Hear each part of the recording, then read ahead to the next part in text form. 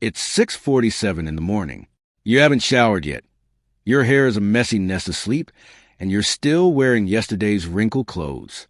You stumble into the kitchen, bleary-eyed and half asleep, looking for nothing but a cup of coffee to make the world feel real again. And then you see him, your dog. He's sitting there, tail thumping rhythmically against the floor, and the way he looks at you, it's as if you just walked in wearing a crown of pure gold. To that animal, you are the single most important entity in the history of the entire universe. You didn't bring treats, you didn't say a word, and you certainly don't look like a hero. You just showed up, and for him, that was enough. Most of us laugh this off, calling it puppy love or just a hungry dog waiting for breakfast. But what is happening in that moment, inside your dog's brain, throughout his nervous system, and deep within his DNA, is one of the most remarkable evolutionary miracles ever studied by modern science. Once you understand the hard, biological truth of what your dog actually sees when he looks at you, you will never look at him the same way again. To truly understand why your dog treats you like a deity, we have to travel back much further than 15,000 years. For decades, textbooks told us that dogs were domesticated around the end of the last ice age. But modern genomic sequencing and new archaeological finds in places like Siberia and Europe have shattered that timeline. We now know that this story began between 23,000 and 40,000 years ago. Imagine a world of eternal ice and shifting shadows, where humans and wolves were not friends, but fierce rivals for the same dwindling food sources. In this brutal landscape, a specific group of wolves began to change. These weren't the bold, aggressive alpha wolves of the pack. Instead, they were the outliers, wolves with naturally lower levels of adrenaline and cortisol, the hormones that trigger fear and aggression. These friendly wolves realized that following human nomadic tribes was a safer bet than hunting megafauna in the deep cold. They began to linger at the edge of the firelight, scavenging the bones and scraps that humans threw away. This wasn't a case of ancient humans going out and taming wild beasts. It was something much more profound: self-domestication. Scientists call it survival of the friendliest. Those wolves that could tolerate the presence of humans survived better because they had a reliable food source. Over generations, their bodies began to change to match their new lifestyle. Their snouts became shorter, their teeth smaller, and their coats developed patches of white, a phenomenon known as domestication syndrome. But the biggest change was invisible. Their brains were being rewired. A specific genetic mutation occurred in these proto-dogs, involving the same genes that, in humans, cause Williams-Beuren syndrome, a condition characterized by extreme, almost childlike friendliness and a desire to connect with others. While the rest of the animal kingdom was evolving to hunt or hide, the dog was evolving to love. This 40,000-year journey transformed a lethal predator into a creature that would eventually sleep at the foot of our beds. By the time humans started building the first cities, dogs had already mastered the art of reading us. In the early 2000s, Dr. Brian Hare at Duke University conducted a series of experiments that fundamentally changed our understanding of animal intelligence.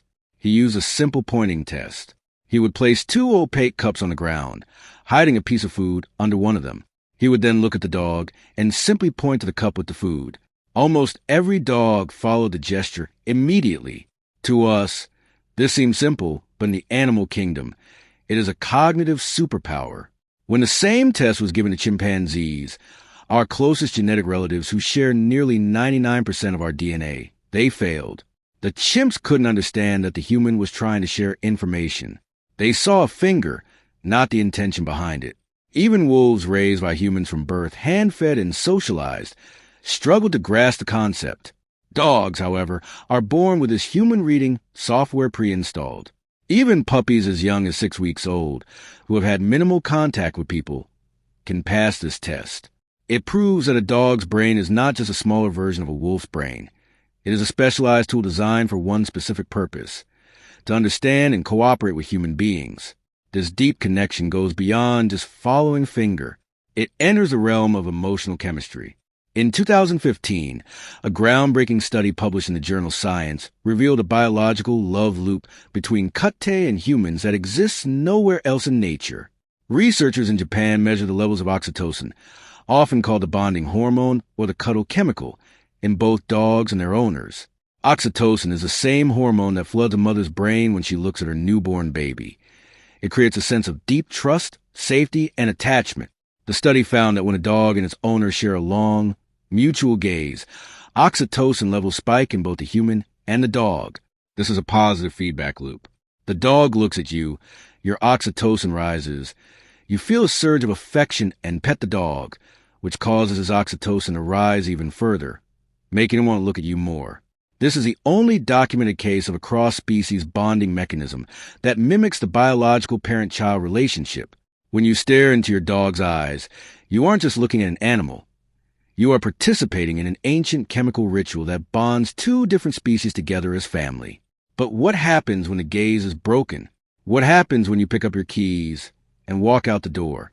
This is where the science gets even more intense. Using functional MRI scans, neuroscientists like Gregory Burns have been able to map the reward centers of a dog's brain.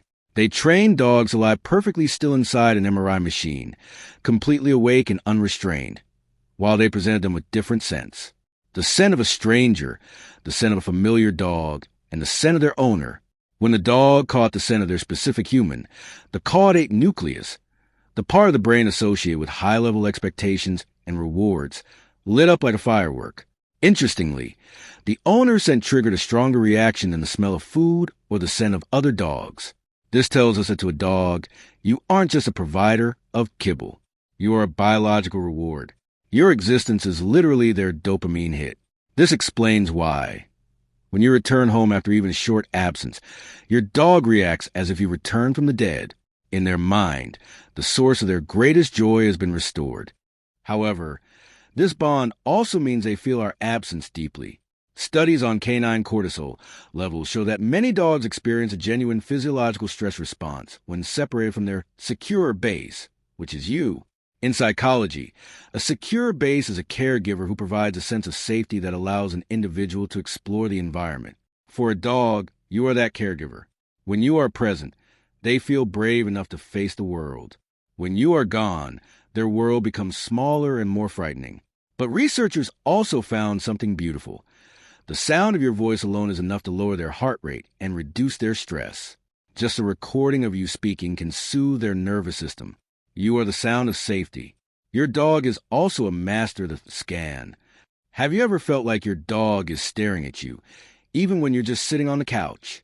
They are performing a highly sophisticated emotional audit. Humans have a unique facial feature called a left gaze bias. When we look at a face, our eyes instinctively move to the left side first, because the right side of human face, which is on our left, tends to display more emotional intensity. Dogs are the only non-primate species on Earth that also exhibit this left gaze bias. But here's the catch. They only do it when they're looking at human faces. They don't do it with other dogs. They have hacked our emotional code.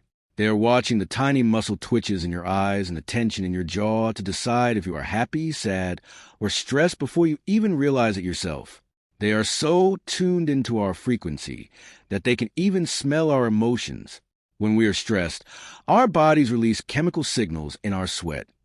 Signals that a dog's nose, which is up to 100,000 times more sensitive than ours, picks up instantly.